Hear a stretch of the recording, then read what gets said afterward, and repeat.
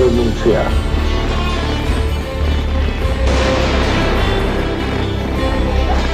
Estamos luchando por el gas.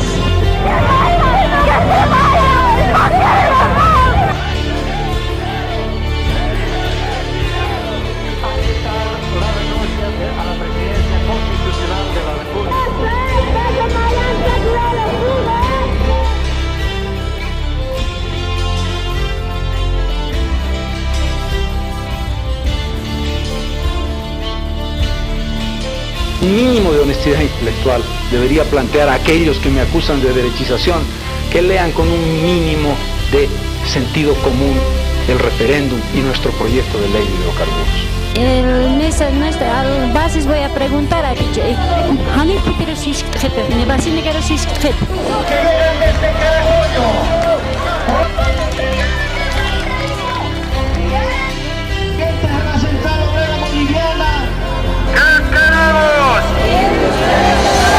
Es por esto que mi decisión es presentar mi renuncia al cargo de presidente de la República. En 1985, en Bolivia se inaugura un proceso de cambios profundos en la economía y en la sociedad. Es la aplicación del modelo neoliberal que en 2 décadas ocasionará la profundización de la miseria de los trabajadores bolivianos y el debilitamiento extremo del Estado Nacional. Víctor Paz Estenssoro promulgó el Decreto Supremo 21060, guiado por el FMI y el Banco Mundial. El objetivo no solo era la reducción de la hiperinflación, sino que el Estado deje de ser el actor central de la economía y que el país pase a manos del libre mercado. El sector minero, que fue el sustento de la economía del Estado boliviano durante décadas, fue uno de los más golpeados por la nueva política económica. Los guardatojos reaccionaron ante la arremetida neoliberal con la histórica Marcha por la Vida y la Paz en agosto de 1986, que movilizó a más de 10.000 mineros.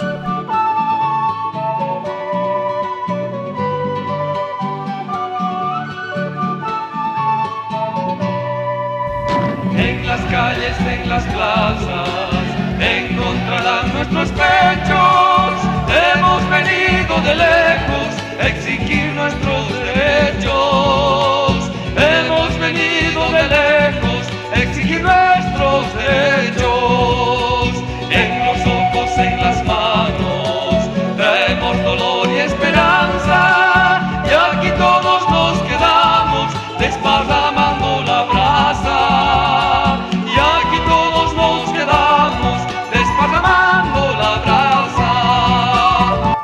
Uno de los pilares de la lógica neoliberal es recuperar el predominio del capital sobre el trabajo, es decir, acumular riqueza en base a la explotación laboral, eliminando los beneficios derivados del estado de bienestar, desmantelando las estructuras de las organizaciones y debilitando a los sindicatos. Esta política permite el libre flujo de capitales, la extensión de créditos y la enajenación de los recursos naturales, energéticos, vegetales y minerales. Fue en los años 80 cuando se empezó a aplicar el modelo neoliberal. Paralelo a la medida, nació el Centro de Estudios para el Desarrollo Laboral y Agrario CEDLA. Sus investigaciones en torno a los efectos de las recetas de los organismos internacionales fueron importantes para fortalecer a las organizaciones sociales, campesinas e indígenas. Los jóvenes investigadores de entonces centraron su atención en el mundo del trabajo, porque allí la clase trabajadora empezó a perder sus conquistas ganadas a través de la lucha social. La información producida en el CEDLA sirvió para sustentar las demandas y exigencias de respeto a los derechos de los trabajadores y trabajadoras. La misión de CEDLA se orienta a contribuir al ejercicio y conquista de derechos económicos, sociales y culturales de los trabajadores del campo y las ciudades. Para cumplir con esta misión, desde su creación, el CEDLA se ha constituido en un centro de investigación que genera y difunde conocimiento crítico sobre la problemática del mundo del trabajo, buscando contribuir al debate público, a la construcción de agenda sobre la problemática laboral, pero sobre todo a la capacidad de argumentación, de demandas y de propuestas por parte de las organizaciones de trabajadores, de campesinos e indígenas en la perspectiva de transformar su realidad. La desregulación de la economía significó un cambio profundo. El Estado proclamó la soberanía del dólar estadounidense sobre la moneda nacional, ligando el movimiento de los precios internos a los del mercado internacional. En este marco, el trabajo del CETLA da cuenta que bajo el justificativo de la hiperinflación se procede a achicar el Estado con el congelamiento de salarios, despido de obreros de la minería y la industria, se derrumban las barreras de protección de la economía nacional, abriendo nuestras fronteras al comercio internacional que acabará liquidando varios rubros de la industria nacional y la producción campesina. De esta manera, el salario nominal de los trabajadores se ha reducido, las jornadas laborales se han ampliado y al mismo tiempo se ha intensificado la explotación de los trabajadores, se han eliminado todas aquellas obligaciones sociales que tenían la parte patronal hacia los trabajadores, también se ha desconocido y se ha buscado intencionalmente el debilitamiento de los sindicatos a través de negar el ejercicio pleno del fuero sindical y la libertad de sindicalización. En el escenario de la economía abierta emergieron nuevos sectores sociales, los artesanos y los trabajadores por cuenta propia, quienes vieron la necesidad de organizarse para conquistar sus derechos. En la industria, las unidades empresariales han caído de 36% a 26% a fines de los años 90 y las unidades semiempresariales y familiares, que sumaban un 61% a fines de los años 80, en los últimos años constituían cerca del 73%. Este tránsito denota mayor flexibilidad laboral, pérdida de derechos laborales en general y un tipo de empleo precario, sin beneficios ni seguridad social. Bueno, yo creo que es muy importante para defendernos contra el avasallamiento de este sistema que es tan inhumano que a la persona no le da mucho valor, sino le da más o menos al dinero o al capital. Seguimos con nuestras propias herramientas de hace más o menos unos 30 o 40 años. En el área rural la vida se puso cada vez más difícil. Muchas familias y comunarios comenzaron a migrar a las ciudades. La pequeña propiedad campesina, que representaba el 90% de las unidades agropecuarias de Bolivia, se reducía cada vez más hasta la formación de minifundios y surcofundios.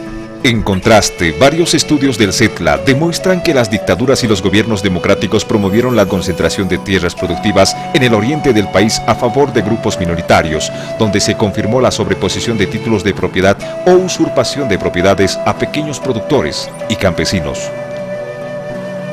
Como animales trabajamos de sol a sol. En Nicolás, sin descanso trabaja y nunca tenemos ganancia. Engañados nomás estamos, como son todos.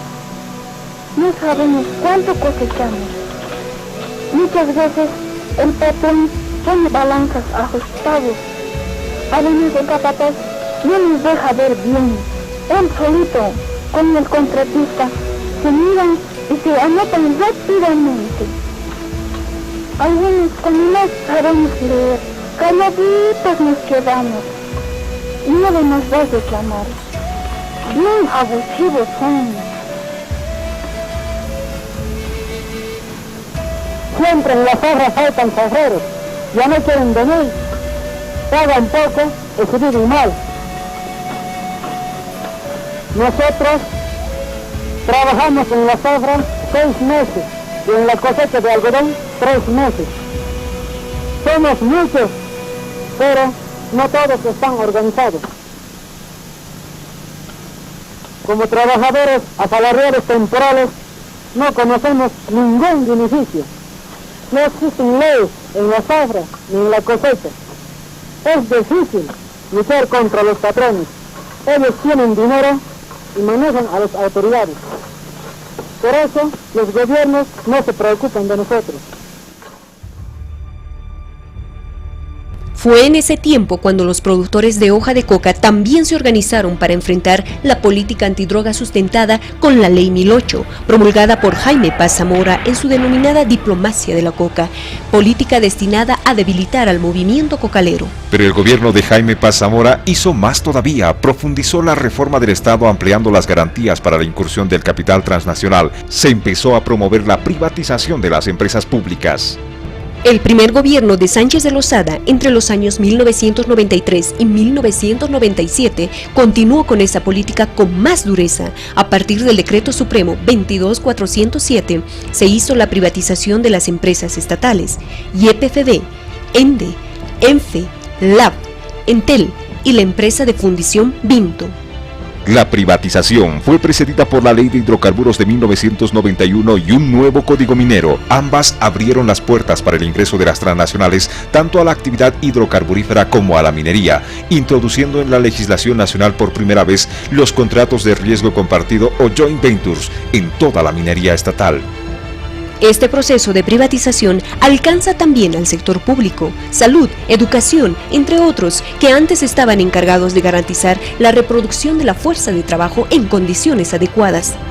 Luego vino la reforma de pensiones. El sistema de seguridad social fue liquidado, dando paso a un sistema de ahorro obligatorio destinado a financiar las inversiones privadas y el gasto público. La reforma ha sido en lo fundamental una reforma financiera antes que una reforma social, por cuanto se ha desmontado una función social del Estado orientada a la protección social como garantía para la reproducción de la fuerza de trabajo. A diferencia del antiguo sistema de reparto, se han eliminado dos principios rectores del sistema de la seguridad social, como son el principio de solidaridad y de universalidad. Pero de ninguna manera constituye la capitalización individual en el régimen de pensiones una garantía para ningún trabajador, porque el 21060 liquida con el contrato colectivo y naturalmente ahora se hacen contratos civiles. Los contratos civiles tienen duración de 3, 6 meses a 1 año. Cumplido ese periodo, tienen que estar nuevamente en la desocupación, pero durante ese tiempo que firman ese contrato civil no tienen derecho a la afiliación al régimen de seguridad social, ni siquiera a salud. Por tanto, consideramos que la reforma que impone el Banco Mundial y los organismos internacionales del sistema financiero internacional lo que han hecho es destruir definitivamente el régimen de seguridad social. La descentralización administrativa vuelve a modificar el aparato estatal. El proceso denominado participación popular intenta reducir la presión del gasto sobre el gobierno central, transfiriendo a los municipios nuevas funciones como la inversión en la infraestructura de salud y educación, imponiéndoles al mismo tiempo la obligación de recaudar más impuestos en su territorio. Otro objetivo de esta reforma es la descentralización del conflicto social y la introducción paulatina de la lógica liberal en las comunidades rurales como forma de ciudadanizar a la población indígena. La participación popular en las comunidades fue la implementación de un dominio político del Estado a través de los municipios. Esto se traducía fundamentalmente en la mercantilización de la tierra, en la mercantilización de su economía, en la fragmentación territorial y en el dominio político de las organizaciones sociales. En tal sentido, la participación popular como lógica liberal fue un fracaso tremendo. En los 20 años de neoliberalismo, la movilización de los sectores sociales fue permanente, intentando impedir la aplicación del modelo. La organización firme de los trabajadores asalariados impidió una de las últimas reformas exigidas por los empresarios y los organismos internacionales, la liquidación de la Ley General del Trabajo. El CETLA, junto a los trabajadores de varios sectores laborales, llevó adelante la Plataforma por el Derecho al Trabajo, donde se debatió durante varios meses la ley laboral y las consecuencias de su reforma hasta conformar un bloque de resistencia y lucha. En la primera parte, los derechos laborales, por ejemplo, se ha puesto en peligro en varias ocasiones el escalafón docente, donde los maestros tenemos toda una carrera administrativa y pretende ser sustituida por el Estatuto del Funcionario Público, que va prácticamente a suspender todos los derechos laborales que tenemos. Uno de los más importantes, el de la inamovilidad funcionaria, sustituida por contratos eventuales, para evidentemente no pagar lo que es los beneficios sociales de los trabajadores. Por otro lado, sigue vigente hasta el día de hoy la consigna de más eficiencia y más eficacia y más productividad, por lo tanto más horas de trabajo y ser maestros polivalentes, es decir, por el mismo salario cumplir diferentes diferentes funciones. Uno, nos hacían quedar más horas, más tiempo, trabajábamos hasta 13 horas y media por día, sin embargo percibíamos como si hubiéramos trabajado solamente 8 horas. Y nos daban un determinado cupo que lamentablemente era inalcanzable, una determinada cantidad de prendas. Por decirle, un grupo de 20 personas tenían que hacer casi 2.500 prendas diarias, muchas veces no se alcanzaba y eso se iba arrastrando hasta fin de semana. Fin de semana muchas veces ni con sábado alcanzaba a dejar entregar estas prendas, pero posteriormente inclusive los compañeros venían inclusive hasta el día domingo para poder entregar esas prendas y ganar un bono que estaba cerca de los 400 a 500 bolivianos. Creemos que los entes sindicales son bastante importantes. De otra manera, quizás el neoliberalismo directamente nos hubiese aplastado totalmente, nos hubiesen exprimido hasta nuestra última gota de sangre. Con el pasar de los años, Bolivia comenzó a vivir un inusitado incremento del conflicto social. En el plano de las reformas estatales, se hace un nuevo intento de introducir normas supranacionales por encima de la propia constitución política del Estado. Este nuevo intento estuvo alineado con el interés de los Estados Unidos por consolidar definitivamente su hegemonía en la región. Se llamó Acuerdo de Libre Comercio para las Américas, ALCA.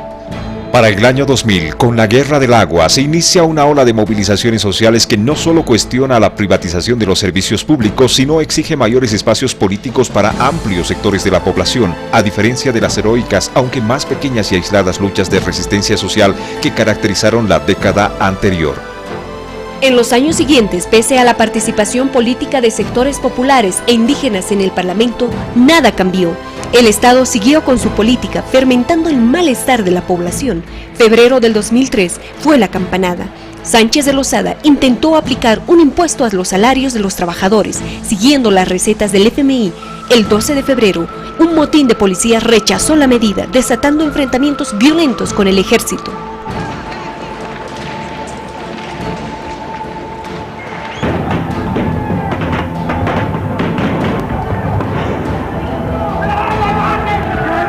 Cientos de jóvenes, desempleados, universitarios, trabajadores y amas de casa quemaron varios ministerios, la vicepresidencia, las sedes de los partidos políticos oficialistas y tiendas. El saldo fue 33 bolivianos muertos y varios heridos. El impuestazo a los salarios no se aplicó. En el mismo mes, 7 jubilados murieron en un accidente de tránsito cuando el gobierno intentó frenar una marcha que exigía una renta digna. El pueblo exigía un cambio de fondo en la política económica. Sánchez de Lozada negó esta demanda e intentó sellar un millonario negocio con el gas boliviano. Esta decisión derivó en la guerra del gas. En septiembre del 2003 empezaron las movilizaciones en defensa de los recursos naturales, tanto en el campo como en las ciudades. En septiembre y octubre de 2003 murieron 67 personas y hubo más de 400 heridos. La insurrección popular e indígena terminó con la renuncia y huida de Sánchez de Lozada y sus ministros. Bolivia, a partir de los últimos acontecimientos que hemos vivido de alta conflictividad social, hemos comprobado que el ciclo del neoliberalismo ha concluido. El fracaso de este modelo, de esta ideología contemporánea del capitalismo, no solamente es perceptible a partir de las investigaciones y de los indicadores económicos que revelan el fracaso en términos de resultados económicos y sociales. Además, este modelo lo que ha hecho es acelerar esta crisis de dominación del capitalismo. En el marco de una creciente conflictividad social, la demanda de la nacionalización del gas, enarbolada desde el 2003, se orienta hacia la crítica del sistema económico y político en su conjunto y señala con claridad de qué manera el actual Estado descansa en la preeminencia de los intereses de los sectores empresariales y en particular del capital extranjero, apoyado por la democracia representativa. Los movimientos sociales, al señalar como crucial la recuperación de los hidrocarburos, estaban apuntando al corazón del propio sistema económico y político dispuesto a garantizar la acumulación capitalista. Con ello, trascendieron las luchas contra los efectos del modelo avanzando, más bien, hacia la configuración de una nueva economía y un nuevo Estado, basados en las formas colectivas de uso y control de los medios productivos y de la participación de los grupos sociales en la toma de decisiones políticas. La lucha sindical es una arma de lucha, no es una arma de fuego, pero es una arma a la que el patrón le tiene miedo, porque su fuego se puede extender más y más. ¿Qué estamos dejando para nuestros niños al fin de este siglo que ya se nos va? Poderes que matan, poderes que arrasan, poderes que aplastan nuestra integridad. Ya basta, hay que detener la guerra, no tenemos otra tierra que nos pueda refugiar.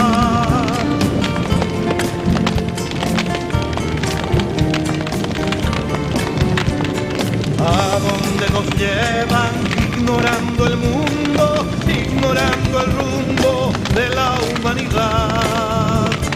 Vive en el presente muy intensamente, presumiendo a todos de gran libertad. Mentira, están presos de la ira, del poder de la ambición, están presos del rencor.